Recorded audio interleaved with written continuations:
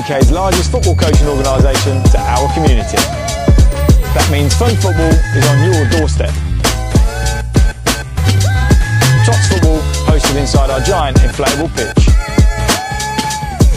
Fun football programmes accessible for the whole community. Our epic football fun camps every school holiday.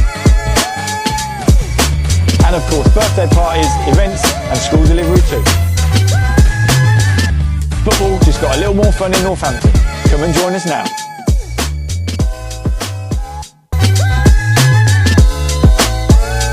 Finally made it, how are you? Yeah, very good, thank you, mate. Yeah, thanks for having me. Really appreciate the invite. I know we've tried to get this show in a few times, haven't we? But yeah, third time's a charm. That's it, we made it now. Good man. Obviously, firstly, tell us about, it's Football Fun Factory, new to Northampton. Tell us what it's all about. Yeah, absolutely. Yeah, so Football Fun Factory is a UK-wide franchise. There's about 130 of us now across kind of the UK. We're in all of the centre parks and all the Haven holiday camps, and we launched this in Northampton on the 1st of September this year. And it's basically trying to kind of put football on the doorstep of as many 18-month-year-old to 12-year-old kids in Northampton as possible, and giving them a pressure-free and fun environment to play football in on a weekly basis. Yeah, nice. Was it, obviously you say you got 120 odd franchises across the country, then is it just UK based at the minute? Yeah, just UK based at the minute. Kind of the overarching ambition of the franchise, of kind of the whole company, is to be kind of the UK's or the world's leading football coaching program. So we're only UK based at the minute. I know they've just brought in a new partnership manager to try and kind of build some more partnerships. Obviously we've got Haven in Centre Parks, but they're looking at potentially going abroad as well. And kind of one of the great things I liked when I kind of signed up as a franchisee is that they're always moving the goalposts. So yes, they want to be the number one kind of coaching company in the UK, but then they want to make sure it's in America and Australia and Japan and all over the place, and basically just get as many children playing football across the world as possible. Good. Obviously, tell us a little bit about the company then. Who was it set up by, and what was the reason for setting it up, really? Yeah, so it was initially set up by a chap called James Cutting. So he worked at Cambridge United in a number of different roles. Kind of got to a point where he was seeing that football was kind of being sapped out of the enjoyment of football. So it was being sapped out of the kids within the academy and the community development program. So decided to kind of set up his own little coaching company as a little bit of a side project, and then turned that into a full-time opportunity for himself, and got another guy called Johnny Martin to come and work with him. He was also working at Cambridge United. So they then kind of took it on together, and then they got joined by a third director, Luke Chadwick, the ex-Man United and MK Dons and Cambridge player. So they're kind of the three directors who oversee everything. And it is basically, just set up to give as many children the opportunity to play football in a pressure-free, fun environment where they can turn up. And like we say to all of our coaches, it's got to be the most fun hour of the kids' week every week. And that's what we try and aim to do. Nice. So that's a good, that's good third name to get in there. Luke Chadwick, obviously ex-Man United, big fall there. Has that helped with sort of setting classes up going forward? I was actually having this discussion with one of the dads in my son's football team tonight. He was saying he was at MK Dons at the weekend, and he was there giving a talk, and he said he's such a really nice chap. And again, I think when you kind of get dads similar age to myself who remember him as a player, if they see his face, they go, oh, right, Luke Chadwick's involved in it. And I'm not surprised the amount of people, when I've said I was kind of coming to join the Football Fun Factory, the first thing they say is, oh, Luke Chadwick's involved in that, isn't it? So it kind of brings a little bit of gravitas to it. But then when you kind of dig under the surface and you look at the backgrounds that James and Johnny have both had in terms of kind of what they've done in academy football and community trust football, it looks great from the outside, but there's actually some substance underneath it as well. Yeah. Just quickly before we move on then, obviously he was a professional footballer, obviously well documented, he was well drilled. Has he got that same mindset of, it's just for fun, or is he, obviously being an ex-professional, he's going to be well drilled? Is it with him, is it more about the fun now, or is he trying to take the professional side of it still? Yeah, so he got to know James and Johnny because he started coaching. Obviously, he finished his career at Cambridge. He was a Cambridge United fan, joined Man United from there as a kid. But he then, when he retired, got into the academy coaching side at Cambridge. And he got to a point where he was kind of the same as James and Johnny. He was like, do you know what? This is just all pressure and all stress for these kids. Like, there's no enjoyment in it anymore. The coaches are terrified that they have to release players. The kids are terrified they're going to get released. The parents are terrified that their kids are going to get released. So he got to a point where it's like, do you know what? There's got to be something else out there. Yeah. So that's kind of one of the reasons he joined the company as well, is, again, just to kind of make it all about fun and enjoyment, and kids will naturally find their level. With one of the franchisees posted the other day that a child who used to go to his football fun and development session at the Football Fun Factory was playing in the FA Youth Cup against Man United the other week. So it's not to say that the children that come to our sessions can't go on and become footballers, because they got the opportunity to do that, but we're not trying to make professional footballers where we are. It's we're trying to give them the opportunity to have fun and get a love for it. And if they do go on to kind of go and play an academy in professional football, then brilliant. But that's not the be all and end all for us. Yeah, no, that's it. Makes sense. And at that age, it's not about them goals, is it? It's like you say, it's pleasing the name, innit? Football fun. Absolutely. Yeah. Obviously, we're zoning in. Bring it back to Northampton. Obviously, your branch. Where did the idea come from for you to get involved? Was it always an idea for you to set up something like this and get involved? Yeah. So I've worked in professional football and school and academies and community trusts for pretty much all of my kind of working life, to be honest. And I've done lots and lots of different jobs, and kind of thought that my dream was to kind of get to the top of the professional game, and, you know, work in big Cat 1 academies and maybe then in the first team football. And children came along and kind of life priorities changed a little bit. So previous to this, I was working as the operations manager in the academy at Luton Town, and it was a lot of evenings and weekends, a lot of time away from the family, a lot of time spent in my car travelling to and from work and then fixtures. And then my son, we were looking for a birthday party idea for him. He loves football, and the local franchise to us do birthday parties. So we invited them in. They delivered a brilliant party. He absolutely loved it. Still talks about it now, 18 months down the line. I was talking to the guy who ran it, and I was chatting to him about the company and how it all works. And he sounded really appealing, so I kind of did a little bit of digging into it. At the time, they only had a couple of franchise opportunities where you had to be the head coach and be at every session, which wasn't what I wanted to do. I wanted to kind of oversee and manage it more, and hire a crew of coaches that can deliver it for me. So I kind of put it on the back burner for another year or so. And then it came up on my social media that they were starting a new management franchise program where you could oversee it, not have to coach if you don't want to, and just kind of run it and hire people to do the coaching for you. So I reached out to them and had an initial conversation with Luke and Ben, who kind of lead the discovery phase at the organisation, and just kind of instantly fell in love with it. I love the idea of it. Again, I'd kind of hit that point where I was just working with kids who were terrified, parents, coaches that were terrified the whole time, and decided that I wanted to spend a bit more time with my family and a little bit less time in the car, and kind of be my own boss a little bit. And I'd got to a point in academy football where the next step was to probably go and try and work in a Cat 1 or Cat 2 academy and kind of climb the ladder there. But that would have meant more hours in the car. It would have meant more hours away from the family, which was the exact opposite of what I wanted to do. So this opportunity came, and the area where I live in Higham, that's already taken a guy called Sam owns Bedford and Rushden and Higham and Wellingborough. So the next nearest place for me was Northampton, which it's turned out absolutely brilliant, because obviously Northampton's a massive football hotbed.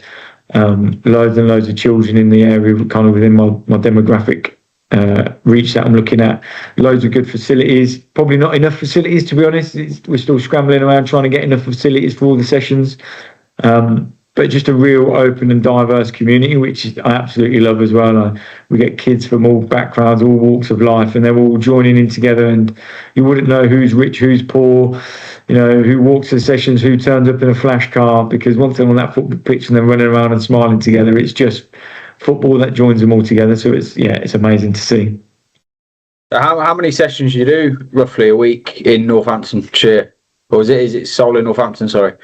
So my area is just Northampton. So we run 7 days a week. So we have it's kind of split into our top sessions and our football fun and development. So our top sessions, we have one on a Thursday at Grange Park Community Centre during the day. We then have back-to-back at Malton College on a Sunday, and then at Malcolm Arnold Academy on a Saturday. So that's for our 18 months up to 5 years old. And then our football fun and development for our 5 to 12-year-olds.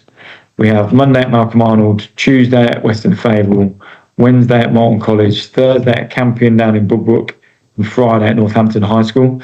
So we're trying to cover as much of Northampton as possible. We're not quite out to the west yet. Trying to get in at Dustin School is unbelievably difficult, because obviously Northampton use it for their pre-academy stuff and their community trust stuff. So we'd like to get out the west at some point and trying to kind of service that area, because our idea is to kind of put football on the doorstep of every child in Northampton, and we're trying to put on as many sessions as possible and make it as accessible to everybody as possible, so that as many children can play football.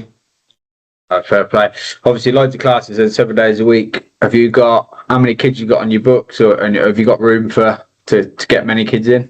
We are always looking for add more children. So at the minute we've got 160 children signed up. The unique thing about us is that every child gets 3 weeks free of charge at the beginning.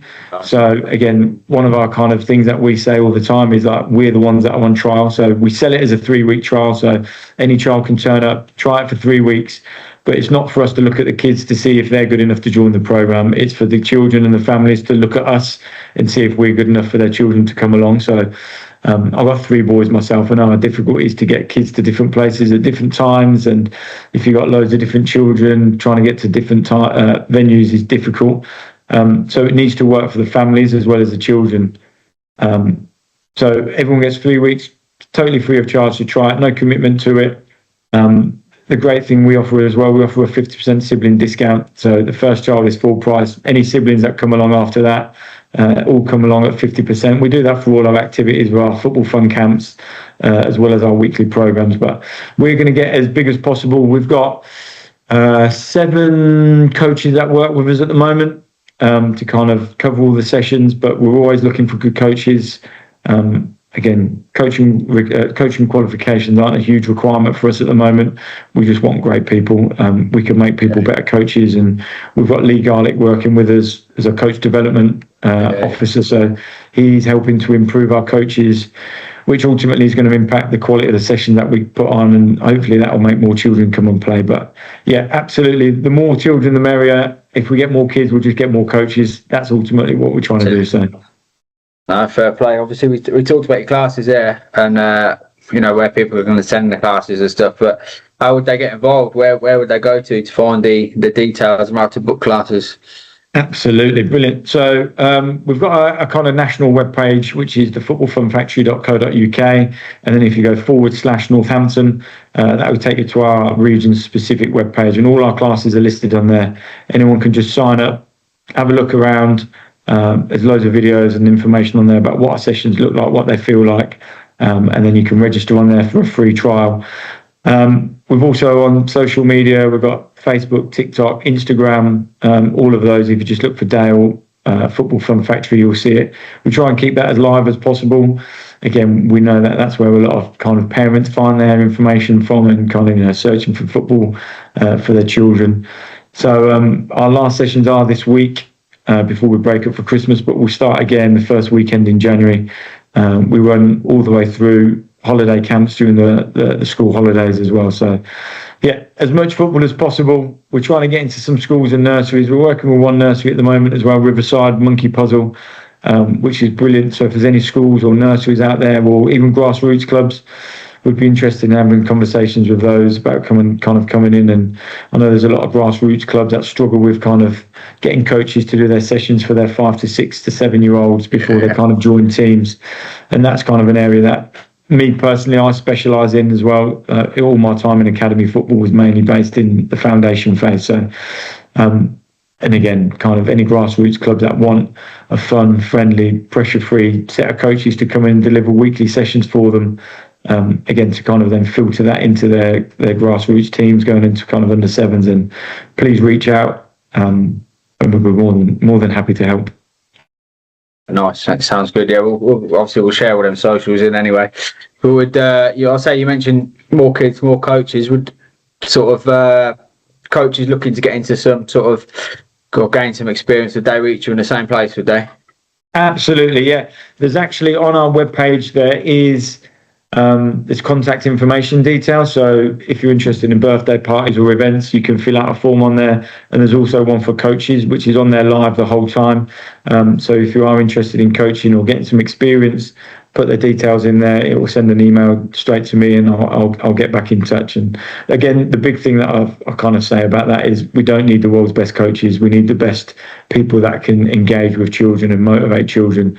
We can get people coaching qualifications, and we can get them to a certain level. But I say it to all the people that I've interviewed, like we can teach you to be a better coach. I can't teach you to have a better personality. So if you come with that and a positive attitude, we can kind of work with you and make you better, definitely. Sounds good, man. Sounds good. We're just touching on you a bit then. Obviously, you mentioned you worked in professional football before you got involved here. I did have a look through earlier, a bit of research, found your LinkedIn page and that. Obviously, you worked at Northampton Town for a bit, head of education there. Have you used many of your contacts from in Northampton Town to sort of get this off the ground as well? Yeah, absolutely. I think it's kind of always important when you're moving into a new business to kind of reach out to the contacts that you've got. So a good friend of mine, Shane Goddard, is the under-18s coach. So I contacted him and Julie Delaney, who is the academy manager, and then Mark Lyons, who's just joined the club again as academy manager. I'm friends with all of them. I work with them in the academy at Northampton. So again, we've got our football fun camp running on the 22nd and 23rd of December up at Morton College, and we've got some of the under-18s coming along to kind of talk to the children and have a little kick around with them and do a Q&A. We're working with, again, speaking with Mark, the new academy manager at the club, potentially our staff going in and doing a little bit of CPD with our academy coaches in terms of kind of, how we put fun in sessions, and kind of how we interact and engage with the children a little bit. And yeah, I think it's just kind of like Lee Garlick, who's working there, who's running the football education program. He's come on board with us, doing our coach development for us.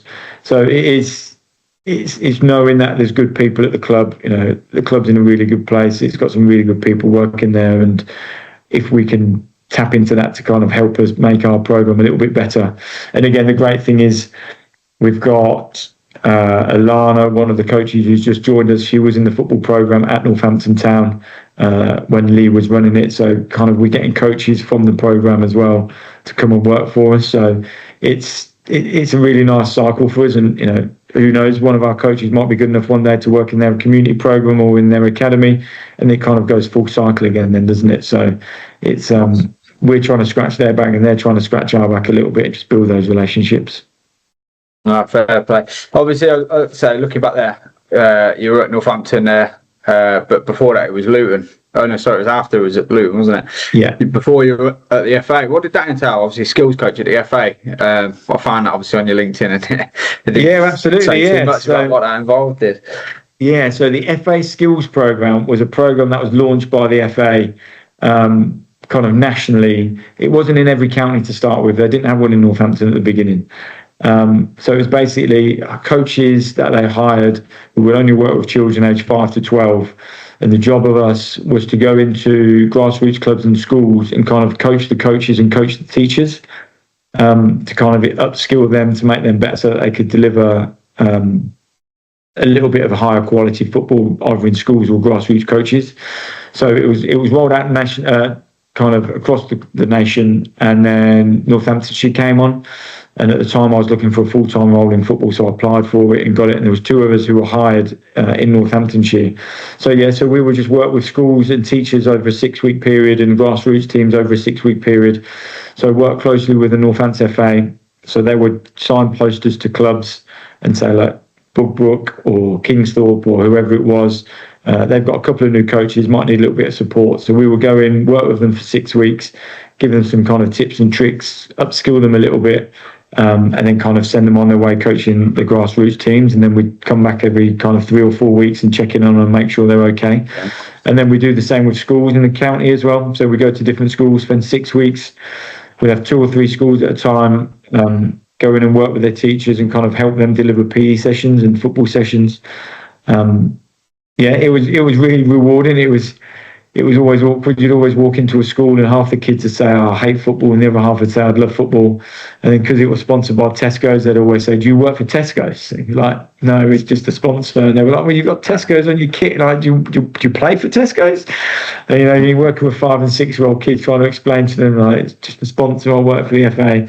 But it was a really, really, really good program. Unfortunately, it kind of, I think it then went with Aldi or Lidl, and they carried it on for a little bit, but the program doesn't run anymore, unfortunately. But yeah, that was a great way to kind of get on a little bit of coach development in my CV, which was really, really good. And I enjoyed that, and still see some of the grassroots coaches around, and kind of, if I'm coaching against them, I always have a little laugh. I taught you that, or we talked about that 5 or 6 years ago. So yeah, it was a really, really, really good program. I really enjoyed, and working at the FA was brilliant. Like, the people you get to work with is unbelievable, and some of the facilities and stuff that you get access to was really, really good. That's a shame that it's not running, isn't it? It sounds like that'd be a good, like, for someone myself. I've just recently got into coaching the last season or so. I mean, that'd be ideal. I mean, do you know what I mean? For someone in my position, for them to come in and give you a hand. I mean, what's your thoughts on? Obviously, I know you're saying you don't need the badges and stuff to work for Football Fun, but what's your thoughts on the coaching badges situation in this country? Because it's, I mean, ridiculous pricing, isn't it? Yeah, it's always been a massive barrier. Kind of going through and doing my badges, it was always really difficult to find the money to pay for it. I was really fortunate when I was doing my youth awards. I managed to get a grant from the Northampton FA to kind of pay for some of my youth award level 2 or 3 it was at the time, which I did. So that was really, really helpful. And obviously I was a grassroots coach and academy coach in the county, so I was kind of putting back into Northampton football. It's a really, really difficult one, because I learned so much from the courses that I did. I was really fortunate. My FA Youth Awards I did with John Griffiths and Andy Paul in Northamptonshire, and I learned so much from both of them. They were really, really good. Obviously, Griffiths had an amazing career with the England women's setup and has just stepped down from there. But if you haven't got access to that money to be able to afford to pay it, it's really difficult, and without it you then can't get certain jobs and you can't work at certain clubs, or if you've got an ambition to go and work in academy football, you have to have a B license at least. You have to have, to get a full-time job, you have to have an advanced youth award, which you're talking £5,000, which is, to get that, to try and get a job which might only pay you minimum wage, is absolutely ridiculous in my opinion. And just being able to try and get on the courses, there isn't enough courses, there isn't enough tutors to deliver the courses, but once you're on them, I think they're really, really good, worthwhile, and there's so much learning. And I first met Lee Garlick on one of them courses, and there's a couple of other coaches that I still spend a lot of time with. We go back and forth on courses that I was on 10, 15, 20 years ago. So there's huge value in it, and the community that you can build off the back of it. But yeah, it just needs to be a little bit cheaper so that more people can access them. Why do you think there is them issues with the courses? Because obviously the level, I should be telling you, but obviously you already know, but level 2 is now obviously UEFA C. Yeah. And obviously in Europe you could do it for, what is it, it's 650 quid here. You could do it in Europe for 200 quid. And there's no waiting list. But obviously here, 650, and you might not even get on the course, you know what I mean? Yeah, it was always difficult. Like when we were working in academy football, staff would apply for courses and there wouldn't be enough spaces. I think it might just be a tutor issue. I think it might be just if they haven't got enough tutors to deliver it. But it would be brilliant, because if we can get more grassroots coaches upskilled, and again, that puts people off, doesn't it? And it's great when grassroots clubs can say, you know what, come and be a coach with us, we'll put you through a course and we'll pay for it. But not every club's in the position to be able to do that. So it is difficult for those that are interested in doing it. And again, like I said, like those, especially that want to eventually turn it into a career, I think that's kind of why you see a growth in sports coaching university courses. So I didn't do sports coaching at uni, I did sports therapy, but the university had put on a discounted FA level 1 course, which me and a few of my housemates did, which kind of got me into coaching, which is where I got my bug from, to want to do it more. So I think there's a rise in students going on sports coaching courses and kind of almost having what was the UEFA B built into their course. So that kind of, universities are then using that as a tool to kind of get more students to come to their courses. And they're saying, look, this course is going to cost you however many £1,000. If you come to our uni, we'll put you on it, and it will save you money that way. But yeah, I think it must just be a lack of tutors, because the more qualified coaches you have, the better the country's going to be, surely. So I don't see any reason why they wouldn't want more people to do it. Do you think that's the reason we're not seeing so many great British coaches anymore? I mean, if you look at the Premier League, obviously you've got Eddie Howe there now. But that's about it, really, and at the top level. Yeah.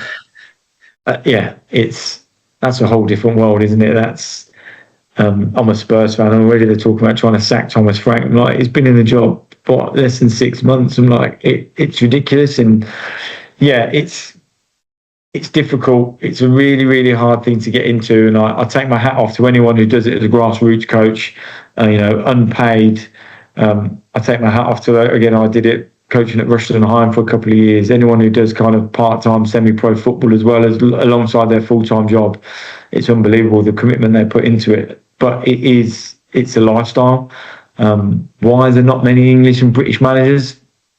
I don't know. It's a difficult one, but there is a lot more coaches kind of, I'm seeing people that I used to work with going to Scotland or Ireland or Wales to do kind of their A license and pro licenses, just because they can't get anything in the English FA. So it is a shame that they're having to kind of go elsewhere to get those qualifications, but ultimately, it is just a piece of paper, isn't it? And Steve Salis, a friend of mine who worked in football, he kind of said, you have good doctors, you have bad doctors. They all have the same qualification, more or less. Yeah. What's written on a bit of paper doesn't make you a good coach or a bad coach. It just means you've passed the course.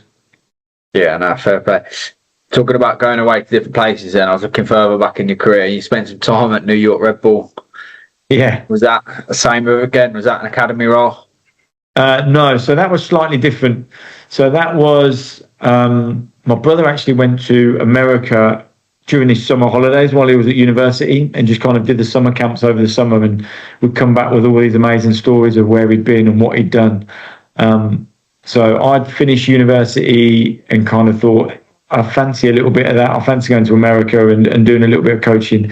Found it really difficult finding a full-time coaching job. I was 21, fresh out of university. Had only kind of volunteer coached in grassroots football at the time.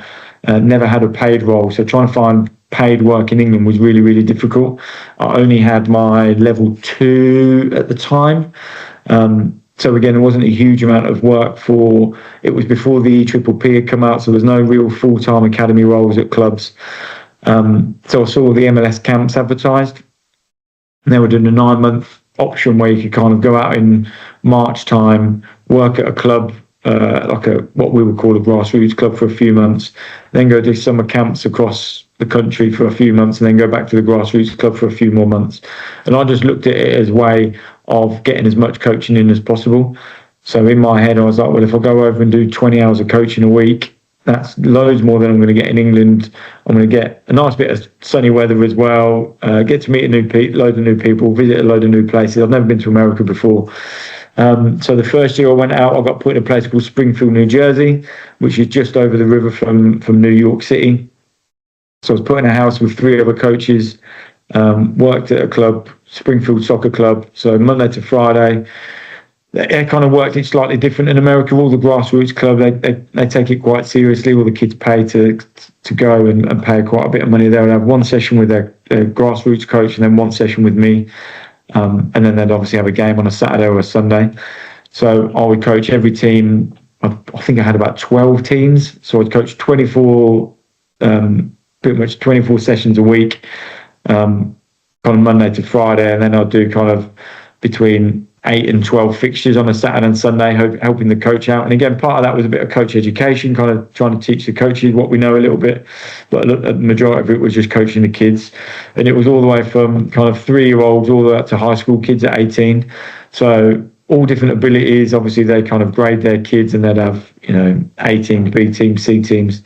But I'd work with all of them. And it was just brilliant. It was just time on the grass, trying different bits out, what worked, what didn't work. And then in the summer, you get put with different coaches each week, and you go to a different town in New York and New Jersey, and just go and coach on the camps. You'd either do a 3-hour camp, a 6-hour camp, or you'd end up doing a triple. So you do a 6-hour camp, drive somewhere else, and then go do a 3-hour camp in the evening. That was hard work, but again, it was just hours of, on the grass, coaching, trying new things, working with mixed ability kids that had never played football, kids that had played loads of football, working with different coaches, learning off different coaches, working out to deal with parents. I got made a camp leader, so again, I'd be in charge of all the organisation and kind of working with parents and chatting to them, doing the pickup, drop-offs and everything. And just some of the experiences they had, like you go and stay with families during the summer camps. It was amazing. Like I remember me and a good mate of mine now, Kelsey, you'll kind of get dropped off at the main place, and then families come and pick you up and take you to the house. And the family that picked us up, they were like, "Oh, I'm sorry, but we're the poor family in like the group, but like all the families that are like hosting this week, we're like the poor family." For me, my mate Kelsey looked at each other and we're like, "Oh man, this is going to sting." We got to their house, and I've never seen a bigger house in my life. They had jet skis, swimming pools. We were like, if you're the poor family, how rich are the rich families? They just like treated you like kings, like really, really looked after you. They take you to baseball games, to football games, and they treated you as their own. And I still stay in touch with a lot of the families that I stayed out with over there, and it was really, really nice, a great experience. And like I said, I came back after 9 months. I was a much better football coach than when I left, just for the pure hours that I got offered. And I got the opportunity to go back again, but I wanted to come home and get my B licence. So I came home and did my B licence, then went back out to New York again, and did a little bit more coaching, was out on Long Island at that point. But again, it was just hours and hours of coaching. And again, I've got friends that have stayed out there and are married with kids and are working at colleges or professional clubs now, which is brilliant. But I kind of wanted to come home, and I just didn't see myself living in America full time. I wanted to come home and kind of forge a career in England. Yeah, no, fair play. Don't regret coming back now. No, it's years on. No, I don't. I like soccer over there. Again, I've had friends that have moved over there. A friend of mine who I work with at Luton, Adrian Forbes, he's gone over there as a director of soccer at a club in the USL, and it looks really great. And I think I just miss my family and friends too much, to be honest. Yeah. Like the lifestyle would be brilliant, the weather would be fantastic, but I just think football's better over here, and I think there's a bit more scope to grow with it here as well. Do you think, obviously, the game in America has improved, hasn't it, in the last sort of couple of years? Going on maybe a bit further than that, probably last century or so. But can you see that American League ever catching up with the English game? I think just by pure numbers, it's got to at some point. Obviously, you get a lot of older European players going over there and kind of retiring over there and playing the last couple of seasons. I think they'll learn a lot. And I can imagine a lot of players like that loving the lifestyle out there and staying there and kind of becoming coaches over there. So I think eventually it will catch up. They're throwing so much money at it, like the facilities, like some of the grassroots clubs that I was coaching at and stuff. The facilities are unbelievable. They're better than some of the academy facilities over here in England. Again, some of my friends are now running a soccer club out on Long Island, and they've got a dome, they've got grass pitches, they've got AstroTurf pitches, and they're kind of now affiliated with New York FC and the Red Bulls, but they are, for all intents and purposes, a grassroots club, and their facility is absolutely unbelievable. So if they can't make players with the facilities and the quality of coaching is improving there over there loads, the main reason we got our jobs over there, kind of when I first went out there 2006, and we had to go to the embassy to get our visas done, and one of the questions they asked was like, why do you think you can come over here and coach soccer? And we kind of, we had to say, like, well, we're qualified, and a lot of the coaches you've got in America aren't qualified. And that program's kind of died down a little bit now because there's more and more qualified coaches in America. The opportunity for English people to go over there and coach has kind of diminished a little bit, because you have to prove that you're almost better than what they've got over there in order for you to get a visa. So, yeah, I think just by pure numbers, they've got to get there at some point. Otherwise, there's something seriously wrong over there. And like, they've got everything. They've got the weather, they've got the facilities, they've got the people, they've got the money. it's going to come good at some point. Obviously, you've got the World Cup this year. That'll be England's year with, England will win it this year. We've said that a few times, haven't we? Yeah.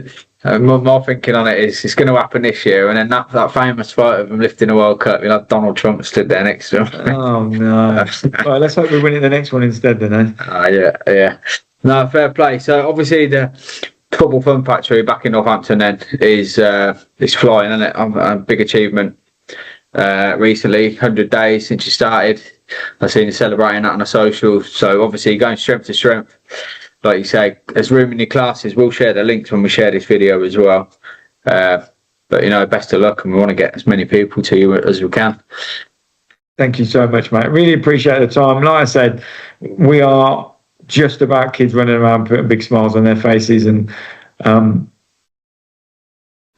we've had some kids cancel their subscriptions recently because they've said, do you know what, it's not quite, we want our kids to be competitive and playing matches against other teams and like playing against other clubs. I'm like, I get it, like that's not a problem. Like if that's what you want to do, then we're not for you. But if you want somewhere where your child can come along for an hour each week, run around in a safe, friendly, pressure-free environment, and have a smile on their face. And again, we love that. Like 2 lads left as they were coming to our session on a Monday night, and the dad was like, they've really enjoyed it, but they want to go and play matches. And we found them a grassroots team to play.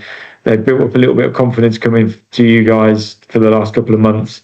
We were like, brilliant. That is fantastic. Like if we kind of opened that door for you to then go and play football for a club, we've done our job. Like we've put a great environment for you to kind of learn a little bit and improve and grow a little bit of confidence. We don't want to see kids leaving our program because we think we offer something brilliant. But if they're going on to to stretch themselves and improve themselves and go and compete, then absolutely we're all for it. But yeah, if you want to come and play football once a week, loads of smiles, loads of happy coaches, loads of fun, then we're the place for you. All about it, spot on. No, top man, appreciate your time tonight. Best of luck. We'll get it shared. We'll get as many people there, like I said. So good luck with it, mate. Thank you very much, mate. Absolute pleasure, and hopefully we'll catch up in person soon.